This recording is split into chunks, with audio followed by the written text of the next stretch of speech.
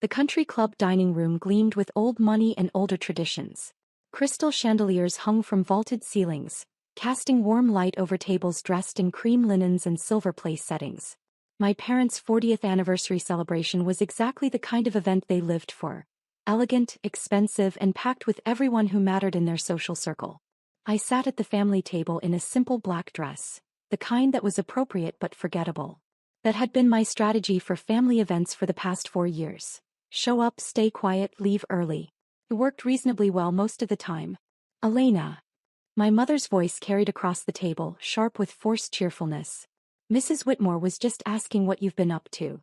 Tell her about your little projects. Mrs. Whitmore, dripping in pearls and condescension, turned her attention to me with theatrical interest. Yes, dear. Your mother mentioned you've been quite busy. What is it you do again? I work in software development, I said simply. Oh, how modern. Mrs. Whitmore's smile didn't reach her eyes. One of those computer jobs. And are you with a major company? Google? Microsoft? I run my own company, actually. My father laughed, the sound cutting through the pleasant dinner conversation. She calls it a company. It's more of a hobby, really. Elena's always been creative with her descriptions of reality. Heat crept up my neck, but I kept my expression neutral. 28 years of practice had taught me how to absorb these moments without reacting. Now, Richard, Mrs. Whitmore said, though her tone suggested she was enjoying this, I'm sure Elena is doing her best. Her best. My mother dabbed at her lips with her napkin, a gesture I'd seen 1,000 times when she was preparing to say something cutting. That's part of the problem, isn't it? Elena's best has always been somewhat limited. Mr. Whitmore, sensing entertainment, leaned forward. What kind of software does your company work on, Elena? Artificial intelligence, I said quietly. Machine learning applications for healthcare diagnostics. My brother Jason snorted from across the table. She means she writes code in her apartment. Calls herself a CEO. He made air quotes around the word. Our little sister, the entrepreneur. His wife Amanda giggled. That's actually kind of cute. Like a lemonade stand but with computers. It's not quite like that, I started. Elena has always had an active imagination, my mother interrupted smoothly, addressing the table at large now. At least 20 people were listening, all of them part of my parents' inner circle of wealth and influence. Even as a child, she'd make up these elaborate stories about what she was going to accomplish. We thought she'd grow out of it. But she didn't, my father finished. 28 years old and she's still living in a fantasy world. Pretending she's building some empire from her studio apartment. It's a 2-bedroom, I said, immediately regretting the defensive tone. Oh well then. Jason laughed. 2 bedrooms. That changes everything. Forget I said anything about the lemonade stand. The table erupted in polite laughter. I focused on my dinner plate, counting slowly to 10 the way my therapist had taught me. Mrs. Whitmore turned to my mother with exaggerated sympathy. It must be so difficult, Catherine. Especially when Jason has done so well for himself. Director of marketing at his age. You must be so proud. We are, my mother said warmly. Jason has exceeded every expectation. Made all the right choices, attended the right schools, married wonderfully. She beamed at Amanda. They've just bought a house in Riverside Estates.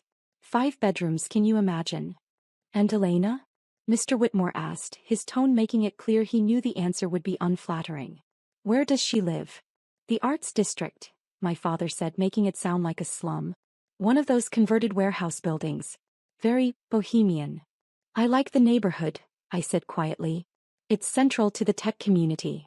The tech community, Jason repeated mockingly. God, Elena, do you hear yourself? You sound like a character from Silicon Valley. Except you're not in Silicon Valley. You're in a warehouse apartment pretending to be Steve Jobs. Jason, don't be cruel, my mother said, but there was no real reproach in her voice. Your sister is doing her best. It's not her fault she wasn't born with your drive and talent. I just think it's sad, Amanda chimed in. Elena, you were always so smart in school. Everyone thought you'd do something meaningful. But here you are, almost 30, still playing around with computers like a teenager. Don't you want a real career? A real life? This is my real life, I said, keeping my voice even. My father set down his wine glass with enough force to make it ring against the table. That's exactly the problem, Elena. This is your real life. Living alone, working on projects no one understands, earning God knows how little money with no prospects, no future and no ambition beyond your next coding session or whatever it is you do. Richard, Mrs. Whitmore said, leaning in conspirationally, surely Elena must make some money from this computer work? Even if it's not much. We honestly don't know, my mother said. She refuses to discuss finances with us. Won't accept our help, won't take our advice. She's always been stubborn that way. Independent, I corrected softly. Stubborn, my father overrode me. Foolishly, pointlessly stubborn. We've offered her positions at the firm, entry-level naturally since she has no real business experience, but she insists on pursuing this technology nonsense. Mr. Whitmore shook his head sadly. Such a waste. You and Catherine built one of the most successful real estate development firms in the state. The connections, the opportunities you could provide. And she chooses computers. In a warehouse apartment, Jason added helpfully. Don't forget the warehouse apartment. Very important detail. More laughter rippled around the table. I noticed several people from nearby tables glancing over, drawn by the spectacle of my family's public dissection of my failures. My mother addressed the growing audience with practiced grace. We've made peace with Elena's choices. Not every child can be successful. Some people simply aren't built for achievement. We love her anyway, of course. Of course, Mrs. Whitmore agreed. Though it must be hard watching her waste her 20s like this. It's devastating, my mother said, her voice catching just enough to sound genuine. To watch your child fail at life, to know they could be so much more if they'd just listen. It breaks a parent's heart. I'm not failing, I said louder than I intended. Several conversations stopped. I'm building something. Just because you don't understand it doesn't mean it's not real. My father's face darkened. Don't raise your voice at this table, Elena. We're celebrating our anniversary with friends and family. If you can't be pleasant, you can leave. Maybe I should. I started to stand. No. My mother grabbed my wrist, her fingers tight. You'll stay and you'll be gracious. This is our day and you will not ruin it with one of your dramatic exits. Sit down. I sat.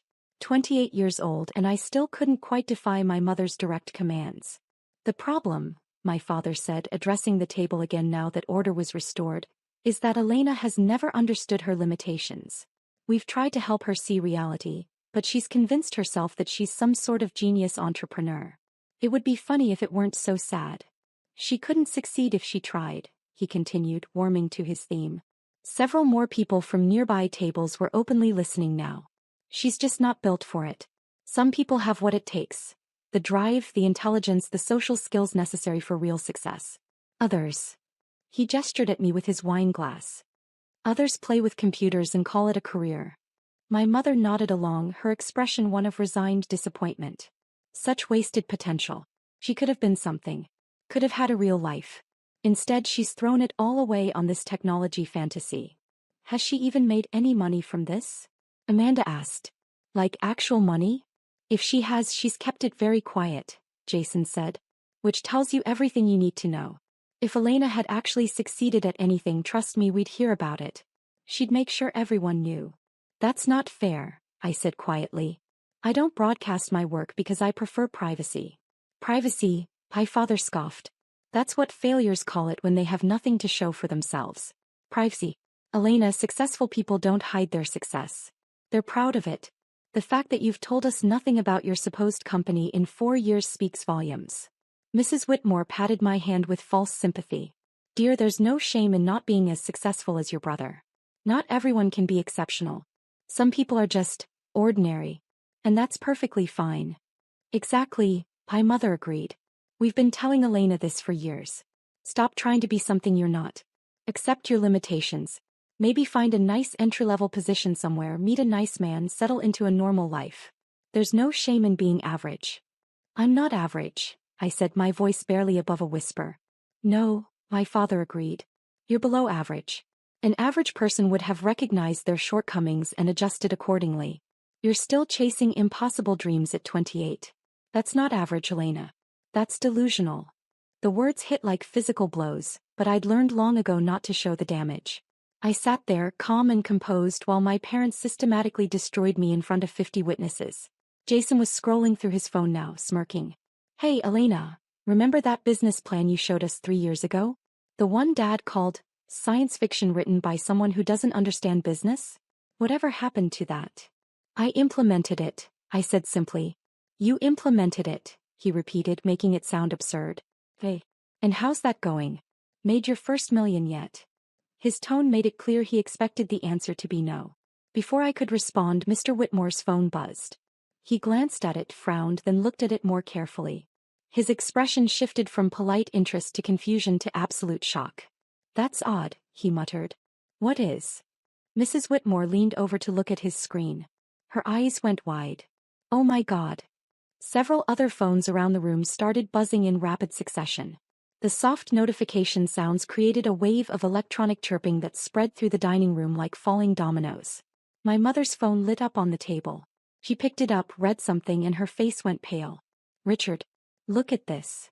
My father took her phone, his expression skeptical. As he read, his face transformed. Confusion, disbelief, then something that might have been anger or might have been shock. It was hard to tell. What is it? Jason demanded. What's everyone looking at? More phones were coming out now. All around the dining room, people were checking notifications, reading, their faces showing progressive stages of shock. Amanda gasped audibly, her hand flying to her mouth. She'd been scrolling through her phone and had apparently found whatever everyone else was seeing. Hey. Jason, look at this. She turned her phone to show him. I couldn't see the screen from where I sat, but I watched my brother's face go from smug superiority to utter disbelief in about 3 seconds. That can't be right, he said weakly. What? I asked, though I had a sinking feeling I knew what was happening. What can't be right? Mrs. Whitmore was staring at me now, her mouth slightly open. You're Elena Chin? Yes, I said simply. I've always been Elena Chin. No, I mean. She looked back at her phone, then at me, then at her phone again. You're Elena Chin. The Elena Chin. My mother's hands were shaking as she scrolled through her phone. This says, Richard, this says she's number 1. Number 1 on the Forbes 30 under 30 list. The dining room had fallen silent. 50 people were now openly staring, phones in hand, reading the same articles, looking at the same pictures. My father was still reading from my mother's phone, his face ashen. Forbes number 1 pick for technology innovators. Elena Chin, founder and CEO of Mediscan AI. Revolutionary diagnostic software that's transforming healthcare globally. 28 years old. Company valuation. He stopped, seeming unable to continue. $3.2 billion, Mr. Whitmore finished, reading from his own phone. Personal net worth estimated at $890 million. The silence was absolute. Jason was scrolling frantically now, his face cycling through shock, confusion, and dawning horror. There are hundreds of articles. TechCrunch, Wired, MIT Technology Review. Everyone's covering this. It went live 10 minutes ago. But that's impossible, Amanda said, her voice shrill. She lives in a warehouse apartment. She doesn't even dress nice. This has to be a mistake. A different Elena Chin. Mrs. Whitmore turned her phone around, showing a professional photo from the Forbes article. It was definitely me, though I looked far more polished than I did at family dinners.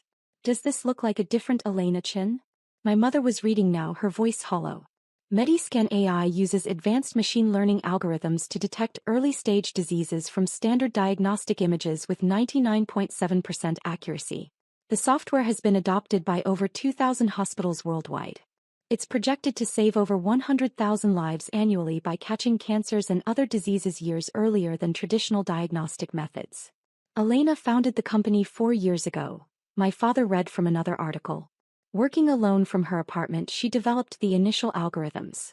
She's been notoriously private, refusing interviews and publicity while building her company.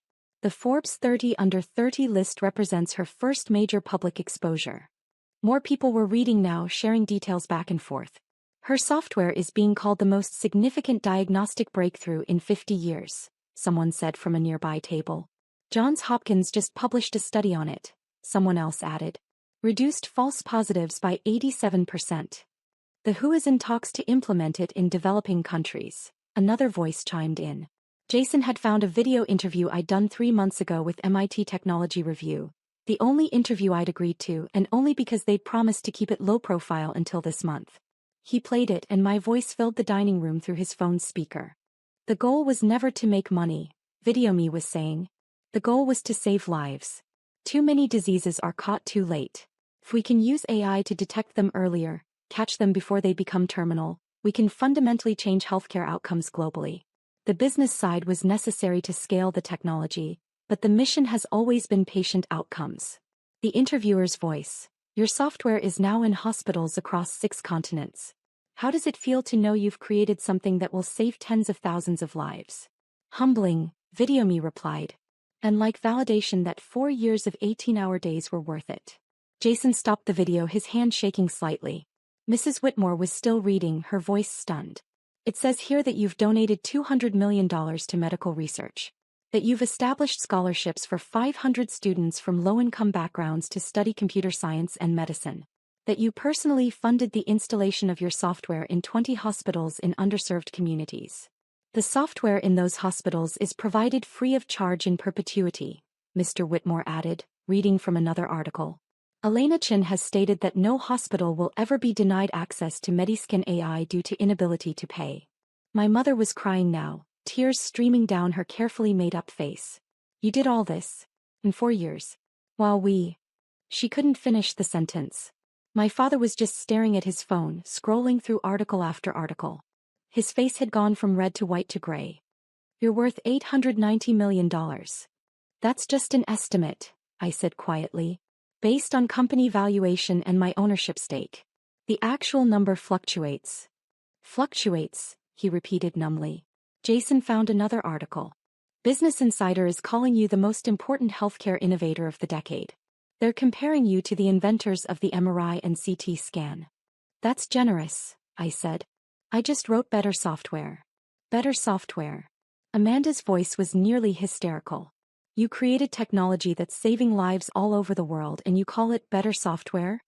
A man from a nearby table approached, his expression apologetic. Miss Chin? I'm Dr. Marcus Williams. I'm a radiologist at Presbyterian Hospital. I use your software every day. I need you to know it's changed everything. I caught a pancreatic tumor last week that I would have missed completely without Mediscan. The patient starts treatment next week. She'll survive because of your work. I'm glad, I said, and I meant it. That's why I built it. He shook his head in wonder. I had no idea you were so young. Or that you'd been working in such obscurity. The whole medical community is talking about this Forbes article. Everyone wants to meet you, thank you, understand how you did it. More people were approaching now, doctors and medical professionals who'd been dining at other tables, all of them wanting to express their gratitude, their awe, their disbelief that I was here at a country club anniversary dinner while revolutionizing their field. My mother's phone rang. She answered it numbly. Hello? This is Catherine Chin. Yes, Elena is my daughter. You want to interview us about raising such a remarkable young woman? She laughed, a broken sound. I don't think that would be appropriate. She hung up and the phone immediately rang again. She didn't answer. My father's phone started ringing too. Then Jason's. Within minutes, all of their phones were lighting up with calls from media outlets, old friends, business associates. Everyone suddenly desperate to talk about Elena Chin, the daughter they'd spent the evening calling a failure. Mrs. Whitmore was still reading, seeming unable to stop. There's an article here about your workspace. They're calling it genius minimalism. You converted a warehouse apartment into a state-of-the-art development laboratory. There are photos. It's stunning. Industrial chic meets cutting-edge technology. The Arts District location provides easy access to the medical facilities I partner with, I said, echoing what I'd told Architectural Digest when they profiled my space. And the warehouse provides enough room for my servers and testing equipment. Your servers, my father said faintly. You have servers in your apartment. I did initially, I confirmed. Now I have a dedicated facility, but I still keep some equipment at home for after-hours work. Jason had found another article. You're being called the most influential person in healthcare technology. There's speculation that you'll win a Nobel Prize. That's premature, I said. The software needs more long-term outcome data before you win a Nobel Prize, Jason finished, his voice hollow. That's what you're worried about. Whether you have enough data before you win a Nobel Prize. The absurdity of the situation was beginning to set in. An hour ago, these people had been mocking me, calling me delusional, telling me I couldn't succeed if I tried. Now they were reading about how I'd built a billion-dollar company that was saving lives around the world. Amanda was crying now too. We made fun of you. I called it a lemonade stand. Oh God, Elena, I'm so sorry. We had no idea, Mrs. Whitmore said, though her expression suggested she was already recalculating her social position relative to mine. If we'd known what you were working on, would it have mattered? I asked quietly. If I'd told you 4 years ago that I was developing AI diagnostic software, would you have believed me? Or would you have called it another one of my fantasy projects? No one answered. My mother reached for my hand. Elena, sweetheart, I don't know what to say. We've been so wrong about you. So incredibly, terribly wrong. I pulled my hand back gently. You weren't wrong about what you could see. You were wrong about what you assumed. You saw me working from home, living simply, staying private about my work. You assumed that meant I was failing. You never considered that maybe I was just focused. My father set down his phone, his hands shaking. 4 years. You've been building this for 4 years. Every family dinner, every holiday, every event where we criticized you, told you to get a real job, said you were wasting your life. You were revolutionizing healthcare. Yes. Why didn't you tell us? I looked at him, really looked at him. At his expensive suit, his perfectly styled hair, his face that had spent the evening radiating smug superiority. When would have been the right time, Dad? At Thanksgiving 3 years ago when you told Uncle Mark I was unemployable? At your birthday last year when you said I'd never amount to anything? Today when you told 50 people that I couldn't succeed if I tried? He flinched. Jason was scrolling through his phone with increasing agitation. There's a video trending on Twitter. Someone recorded Dad's speech earlier. The part where he said you couldn't succeed if she tried. It's been shared 40,000 times in the past 20 minutes. Oh God, my mother whispered. People are not being kind in the comments, Jason continued. They're calling it the worst parental take of all time. They're memes. Someone created a gif of Dad saying she couldn't succeed, with your Forbes cover popping up at the end. My father's face had gone bright red now, anger mixing with humiliation. You could have stopped this. You could have told us, warned us. Warned you not to publicly humiliate your daughter? I asked calmly. That shouldn't require a warning, Dad. Mrs. Whitmore was trying to salvage the situation. Well, this is all wonderful news. Lena, we're so proud of you. We've always known you were special. Please don't, I said firmly. We both know that's not true. You've spent the evening calling me ordinary, telling me to accept my limitations, suggesting I find a nice entry-level job somewhere. You don't get to rewrite history now that you know my net worth. She opened her mouth, then closed it, unable to argue. More phones were ringing. The video of my father's comments was spreading rapidly, going viral in real time. Every major news outlet was now running stories about the Forbes 30 under 30 list, with me as the lead story. A waiter approached hesitantly. Ms. Chin, there are several reporters outside asking for you. Should I tell them you're not available? Yes, please. Thank you. He nodded and retreated, but not before I saw the admiration in his eyes. Even the staff had seen the articles. My mother was sobbing openly now, mascara running down her face. How can you be so calm? We've said such horrible things to you. Such cruel, ignorant things. Because you've been saying them for 4 years, I replied simply. I'm used to it. I stopped letting it hurt me a long time ago. That's worse, she said. That's so much worse. You stopped caring what we thought because we treated you so badly. I didn't disagree. Dr. Williams approached again, phone in hand. Miss Chin, I hope I'm not intruding, but I just spoke with the head of radiology at Massachusetts General. They're using your software and they wanted me to pass along their gratitude. They're catching cancers 2 to 3 years earlier than they were before Mediscan. The patient outcomes have been extraordinary. I'm so glad to hear that, I said genuinely. That's exactly what I hoped would happen. I also wanted to apologize, he said, glancing at my family. I couldn't help but overhear some of the conversation earlier. Before the Forbes article dropped. I think everyone here owes you an apology. They owe me nothing, I said. They spoke what they believed to be true. They didn't know what I was actually accomplishing because I chose not to tell them. That was my decision. Why? Jason asked suddenly. Why didn't you tell us? Really? I looked at my brother, at his expensive suit and his smug expression that was finally cracking. Because I needed to know who you all really were. Who you were when you thought I had nothing to offer you. When you thought I was a failure with no prospects and no future. And now I know. What do you know? My mother asked, her voice barely a whisper. That your love is conditional, I said simply. That your respect has to be earned through success that you can understand and quantify.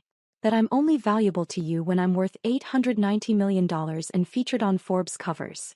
That's not fair, my father said, but his voice lacked conviction. Isn't it? I gestured around the room. An hour ago you were telling everyone I was delusional. A failure. Someone who couldn't succeed if I tried. Now you're crying and apologizing and trying to claim you always believed in me. The only thing that changed is your knowledge of my net worth. Amanda found another article. CNN is running a segment called The Warehouse Billionaire. They're talking about how you revolutionized healthcare while living in obscurity. People are calling it the greatest underdog story in modern business.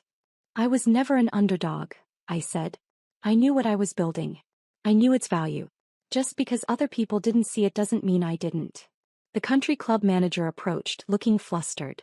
Mr. and Mrs. Chen, I apologize, but we have a situation. There are approximately 30 reporters outside now. They're asking for Ms. Chen. We're trying to keep them from entering, but... I'll leave, I said, standing.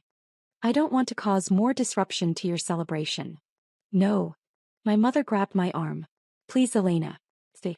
We can talk about this, work through this. Work through what? I asked gently. Mom, you spent the evening telling your friends that I was a failure, that I'd wasted my potential, that I couldn't succeed if I tried. Those words came from somewhere real. The Forbes article doesn't erase them. But we didn't know, she insisted. If we'd known what you were building, you would have treated me differently, I finished. That's exactly my point. Your treatment of me was based entirely on what you thought I could offer you. And now that you know I'm successful, you want to change the dynamic. But I don't. My father stood, his face a mix of shame and anger. What are you saying, Elena? That you're cutting us off? Your own family? I'm saying that I'm going to leave now. I'm going to go home to my warehouse apartment with my servers and my development equipment. I'm going to continue working on the next generation of Mediscan, which will detect neurological diseases even earlier. And I'm going to think very carefully about what role, if any, this family plays in my life going forward. You can't mean that, Jason said. We're your family. You're people who share my DNA, I corrected. Family is supposed to support you, believe in you, give you the benefit of the doubt. You've done none of those things for 4 years. You've mocked me, dismissed me, and publicly humiliated me repeatedly. The Forbes article doesn't change what you've done. It just makes you regret it. Mrs. Whitmore tried once more. Elena, surely you can forgive a few thoughtless comments. Your parents love you. Do they? I looked at my mother, at my father, at their faces showing shock and shame and desperate calculation. Because from where I stand it looks like they love my net worth. They love the idea of telling their friends their daughter is on the Forbes 30 under 30 list. They love the status I can bring them now. But me, the person I actually am? I don't think they've ever loved that. My mother's sobbing intensified, but I felt oddly calm. 4 years of hurt and dismissal had built up a protective shield that even their tears couldn't penetrate. I pulled out my phone and sent a quick text to my security team. They'd been on standby since the Forbes article dropped, knowing this might happen. My car will be here in 2 minutes, I said. Security will help me through the reporters. I'd appreciate it if you'd all give me some space for the next few weeks while I figure out what I want to do about this situation. Elena, please, my father started. I need to go, I said firmly. Congratulations on 40 years of marriage. I hope you have many more. I walked toward the exit and the entire dining room watched me go. 50 people who'd spent the evening watching my parents tear me apart, now watching me walk away from them with quiet dignity. As I reached the door, Dr. Williams caught up to me. Miss Chen, one more thing. My daughter is studying computer science at State University. She wants to work in medical technology. Would it be possible? Could she perhaps reach out to you? For mentorship or advice? I smiled, the first genuine smile I'd managed all evening. Have her email me through the company website. I make time for students who are serious about using technology to help people. Thank you, he said, his voice full of emotion. Thank you for everything you're doing. You're changing the world. Outside, my security team was waiting. They formed a protective barrier as reporters shouted questions. Miss Chen, how does it feel to be #1 on the Forbes list? Elena, can you comment on the video of your father's statements? Is it true you developed Mediscan entirely alone? I didn't answer any of them, just walked calmly to my car. A Tesla Model X, practical and efficient. Not a billionaire's typical choice, but I'd never cared about typical. As we pulled away, I looked back at the country club. Through the windows, I could see my family still sitting at that table, surrounded by people whose opinions they valued more than their daughter's well-being. My phone was exploding with notifications. Interview requests from every major media outlet. Speaking invitations from conferences and universities. Messages from colleagues and competitors, investors and advisors, all of them wanting to congratulate me or attach themselves to my sudden public success. One text stood out from Dr. Rachel Martinez at Johns Hopkins, one of the researchers who'd helped validate my software. Saw the Forbes article. Congratulations on finally getting the recognition you deserve. Also saw the video of your father. I'm so sorry. You deserve better. If you need anything, call me. I typed back, thank you. Okay. Just ready for this day to be over. Her response came immediately. Want to grab coffee tomorrow and talk about the next phase of the neural detection algorithms? Work is always a good distraction. I smiled. Yes. That sounds perfect. Because that was the thing, the work was real. The lives being saved were real. The hospitals using my software, the patients being diagnosed earlier, the families who'd get more years with their loved ones because a tumor was caught in time, that was all real. My family's sudden recognition of my worth? That wasn't real. That was just reaction to a Forbes article, to a net worth estimate, to public validation they couldn't ignore. I'd built something meaningful while they were calling me a failure. I'd changed an entire field while they were suggesting I get an entry-level job. I'd saved lives while they were telling everyone I couldn't succeed if I tried. And now they wanted to claim pride in my accomplishments, to bask in reflected glory, to tell people they always knew I'd be special. But I knew the truth. And so did 50 witnesses who'd heard every word they'd said before they knew who I really was. My phone buzzed again. A text from my mother. Please come back. We need to talk. We love you. I stared at the message for a long moment, then turned off my phone. Tomorrow I'd deal with the media storm. Tomorrow I'd figure out how to maintain the privacy I'd worked so hard to protect. Tomorrow I'd decide what boundaries to set with my family and whether those boundaries would include any contact at all. But tonight I was just going to go home to my converted warehouse, pour myself a glass of wine, and review the latest test results from the neural detection project. Because that work, that difficult, complex, world-changing work, that was what mattered. Not Forbes lists or family approval or net worth estimates. The work was what mattered. It always had been. And unlike my family's conditional love, the work had never let me down.